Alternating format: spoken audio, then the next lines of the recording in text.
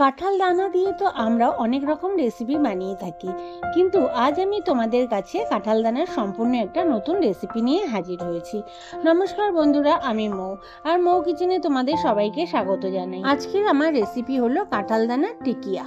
রান্নাটির জন্য আমি প্রথমে কাঁঠাল দানা সেদ্ধ করে নিয়েছি। সেদ্ধ করার পর দানার লাল খোসাটা কিন্তু আমি এখানে ছাড়াইনি। তোমরা চাইলে অবশ্যই লাল খোসাটা ছাড়িয়ে নিতে পারো, সহজেই ছাড়ানো যায়। আলু সেদ্ধ কিংবা ডিম সেদ্ধ আমরা যেমন ভাবে ছাড়িয়ে নিই খোসাটা, তেমন ভাবে এই খোসাটাও ছাড়িয়ে নিতে পারো। এবার দানাগুলো মিক্সার জারে নিয়ে পেস্ট করে নেব।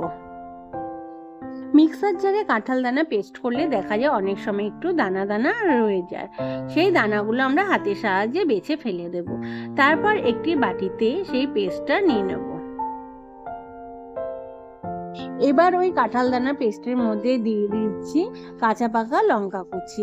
ঝালটা অবশ্যই তোমরা তোমাদের স্বাদ মতন দেবে। আর দিয়ে দেব আদা কুচি, আর দিয়ে দেবো স্বাদ মতন লবণ।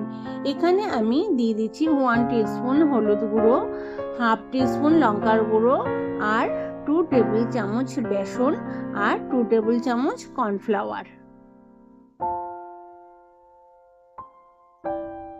এবার দিয়ে দেবো 2টো মিডিয়াম সাইজের পেঁয়াজ কুচি।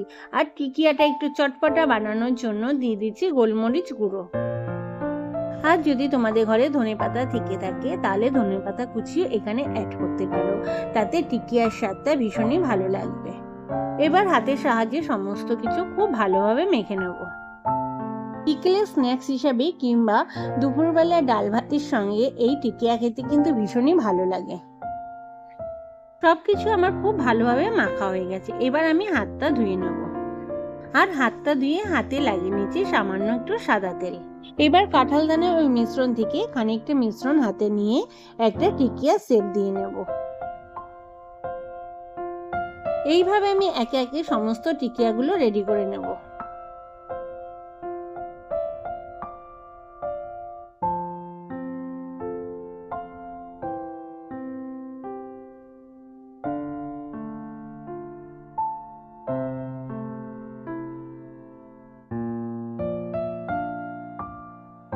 দেখো টিকিয়াগুলো আমার সমস্ত রেডি হয়ে গেছে।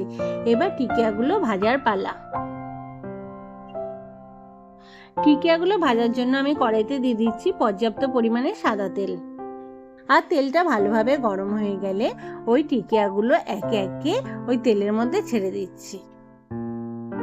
তারপর গ্যাসের ফ্লেমটা মিডিয়াম টু লোতে রেখে টিকিয়াগুলো আমি একে একে উল্টে পাল্টে লাল লাল করে ভেজে নেব।